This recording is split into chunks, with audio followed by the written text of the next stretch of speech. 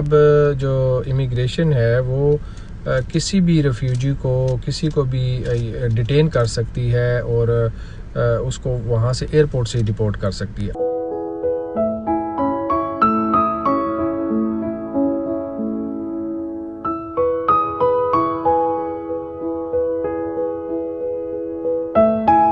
السلام علیکم، امید ہے آپ سب لوگ خیریت سے ہوں گے. دن ملک آپ کی خدمت میں ایک مرتبہ پھر حاضر ہے. آج سوشل میڈیا میں خبر بہت گرم رہی یہاں ہانگ کانگ کے حوالے سے. وہ کچھ یوں ہے: Hong Kong has passed a new immigration law that includes power to stop people entering اور leaving the city, raising fears of Chinese main land style exit been in the international business hub. ایک نیا بل جو ہے وہ پاس کیا گیا ہے immigration laws کے متعلق، جس میں یہ کہا گیا ہے کہ ان لوگوں کو جو ملک سے باہر جانا چاہتے ہیں، جو ہانگ کانگ سے باہر جا رہے ہیں، انہیں جو ہے وہ روکا جائے، انہیں وہ سٹاپ کیا جا سکے اور امیگریشن کو یہ پاورز دی جائیں کہ وہ کوئی بھی بندہ جو ہانگ کانگ سے باہر جا رہا ہے اسے سٹاپ کر سکے. اکثر لوگ فون کرنا شروع کر دیتے ہیں، جناب اس کے بارے میں ہمیں بتائیں کہ یہ کیا بات ہے. تو ون بائی ون اب ان سے بات کرنے کے بجائے اگر چھوٹی سی ایک ویڈیو بنا دی جائے تو چلیں اور لوگ بھی اس سے مستفید ہو جائیں گے.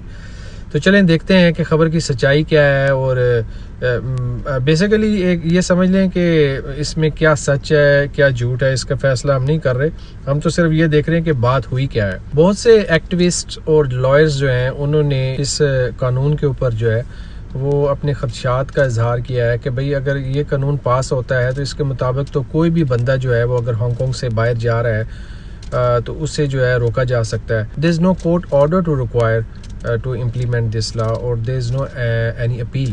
اور اسی بات کے اوپر جو بار ایسوسیشن HKB ہے جو انہوں نے یہ کہا ہے کہ the bill's wording gave apparently unfettered power to the immigration director. unfettered power مطلب آپ یہ سمجھ لیں کہ دوسرے ورڈ میں آپ کہہ دیں unrestricted powers to the immigration director. یعنی جو immigration director ہے اس کے پاس اتنی پاور آ جائے گی کہ وہ وداؤٹ اینی کورٹ آرڈر، کسی آرڈر کی بھی ضرورت نہیں ہے، اور وہ کسی کو بھی روک سکتا ہے، اور اس کے بعد اس کے اوپر اپیل بھی نہیں کی جا سکتی. اسی خبر پر ایک بیرسٹر ہے، انہوں نے اپنے خدشات کا اظہار کیا کہ اگر یہ قانون پاس ہوتا ہے تو یہ قانون تو پھر بے شمار جگہوں پہ استعمال ہو سکتا ہے، کسی بھی جگہ پہ استعمال ہو سکتا ہے. ہانگ کانگ امیگریشن نے اس کے اوپر جو اپنا بیانیہ جاری کیا ہے یا جو انہوں نے بات کی ہے وہ کچھ یوں انہوں نے کیا ہے. وہ کہتے ہیں کہ بھئی یہ جو بل ہے یہ ہم جو فلائٹس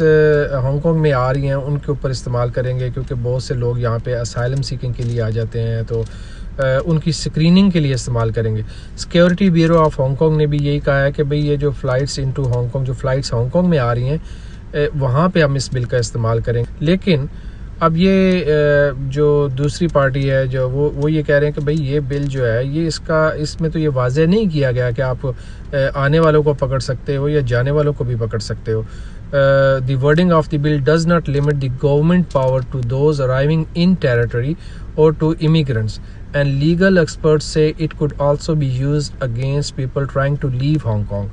یعنی اس بل میں کچھ ایسی شرائط تو نہیں رکھی گئیں، بلکہ اگر کوئی جا رہا ہے اور کسی کو بھی اگر سمجھتی ہے گورنمنٹ کہ ہمیں روکنا چاہیے تو وہ اس کو روک سکتی ہے. یاد رہے کہ اس قسم کا لا جو ہے وہ چائنا میں آلریڈی جو ہے وہ امپلیمنٹ ہے، اور وہ کسی کو بھی اس بل کے ذریعے روک سکتے ہیں. وہ اس بل کو جب پیش کیا گیا تو اس کے حق میں تقریباً جو 39 ووٹس ملے اور اگینسٹ میں صرف 2 ووٹ تھے. اچھا، اب یہ بل جو ہے یہ پاس تو ہو گیا ہے، لیکن اس کا جو نقصان ہوگا وہ یہ ہوگا کہ اب جو امیگریشن ہے وہ کسی بھی ریفیوجی کو کسی کو بھی ڈیٹین کر سکتی ہے اور اس کو وہاں سے ایئرپورٹ سے ڈیپورٹ کر سکتی ہے. آلریڈی ہانگ کانگ میں جو ریفیوجی کلیمز تھا وہ تقریباً 1% کے حساب سے تھا، جو ایک بہت ہی لوسٹ ریٹ ہے as compare to other world. جبکہ جو ریفیوجی ہیں ان کو آگے یہاں پہ اتنے جو ہے وہ بینیفٹس نہیں ہیں. and refugees are not able to work while their applications are being processed and live in often miserable condition. خیر یہ تو جو خبر تھی ابھی یہ سوشل میڈیا کی خبر ہے.